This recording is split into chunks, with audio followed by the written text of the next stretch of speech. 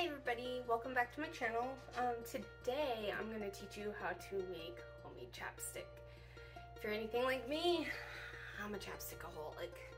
I got sick of the stuff I was buying at the store. It was either smelly, too soft, gave me dry mouth.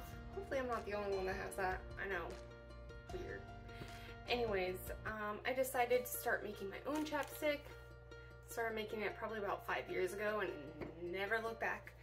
Oh, I just realized you can see my Halloween mug behind me. Yeah, woo. Anyways, today I'm going to show you how to make chapstick with natural ingredients. It's, in my opinion, cheaper than buying what I was buying, at least, like the organic chapsticks that are available. It's easy, and a huge benefit is you can control what goes into your chapstick. Today the chapstick I'm going to show you has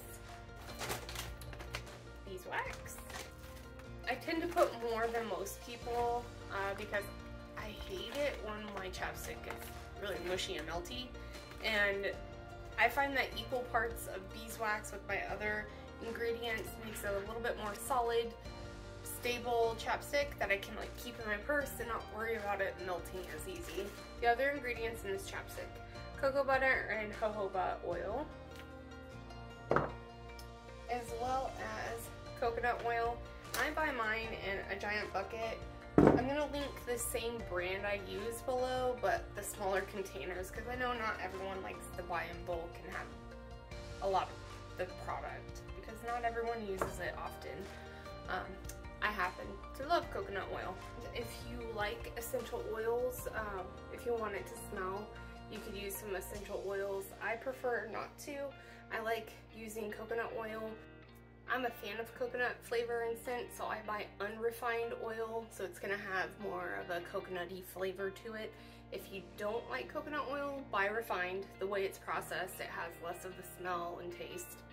When I make it, I usually make a pretty big size batch because it stores well, and then I can just pull one out as I need it. And I happen to be out. It's good timing to make some more. All right. So I went ahead and pre-measured everything just to save some time. I figured you guys didn't need to see me. That's great. So I went ahead and pre-measured everything, just set it all out.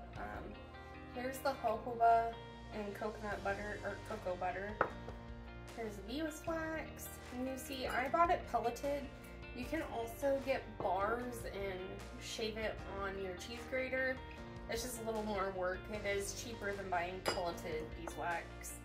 And then here's my coconut oil. And the tubes I'll be using I've got out as well. Another option, if you are a balm type of person, you can get these little lip balm jars. You fill it and you can apply. And then this isn't necessary, but I like using a pipette to fill the tubes. It just makes it cleaner, less mess, less burning. I don't want to get it on my hands. Alright, let's go on over to the stove and get this stuff melted together. Oh, I guess I should also mention, I'm going to be doing like a double boiler method. I'm going to just use a regular pan with some water, about an inch of water in the bottom of the pan. And then a glass bowl that's okay with getting heated. This one sits right in there. And because of the edge, I'm going to have to use a little more than an inch of water. But, you know, work with what you got. Don't go buying new things unless you just don't have any. Alright, here's my pan. I'm going to go ahead and add some water. Let's see if this touches the bottom. Looks like I need a little bit more.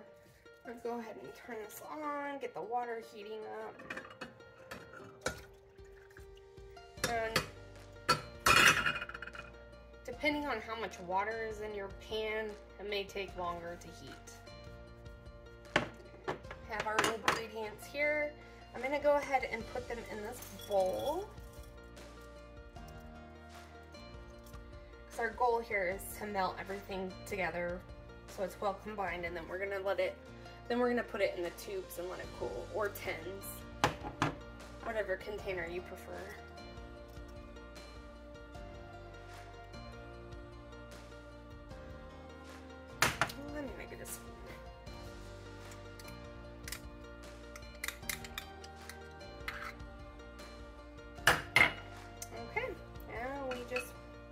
patiently and let this melt.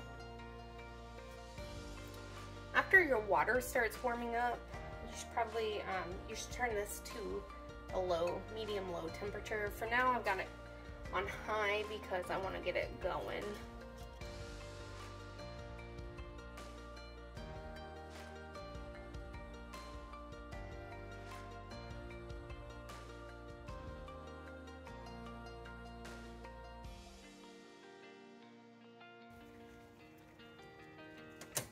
And friends, please make sure to be careful. This is very hot. I just turned it off because the residual heat's gonna melt the rest of this.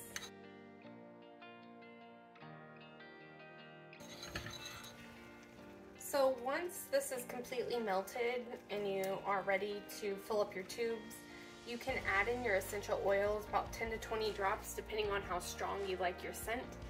Okay, I'm gonna call that good.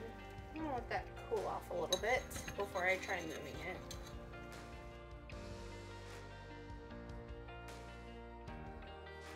I'm gonna go ahead and move this off the hot burner so it can cool off.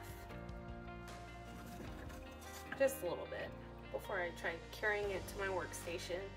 Okay, friends, now we're at the part where we're gonna fill these puppies up. So let's move this over here.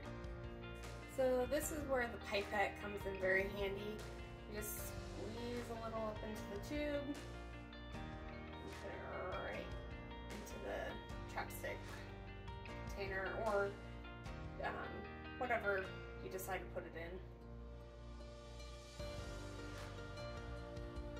And again, if you wanted essential oils, you would add that now before you divvy it up into your containers.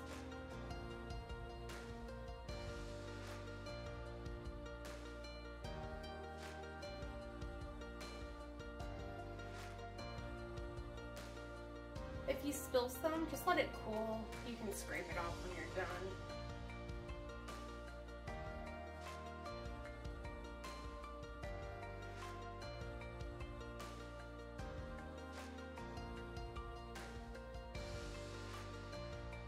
Just so you know, I reuse my pipettes. It's not necessary to use a new one every time. I mean, you can, but you don't have to. And also, friends, if it starts hardening, you can remelt it all over again. It won't hurt it. Unless you have essential oil in it, then it might reduce the fragrance. Look at that, made the perfect amount. Then we're gonna let these sit and cool. You wanna let them get completely solid before you try using them. These, like I said, do store very well. Just keep them in a cool, dry spot. So we made 13 tubes of chapstick using roughly 2 tablespoons of each of the ingredients today. I hope I was able to teach you something new today. I would love to know if you decide to try to make this yourself. Comment below if you do. I'd love to hear your feedback on how you like it.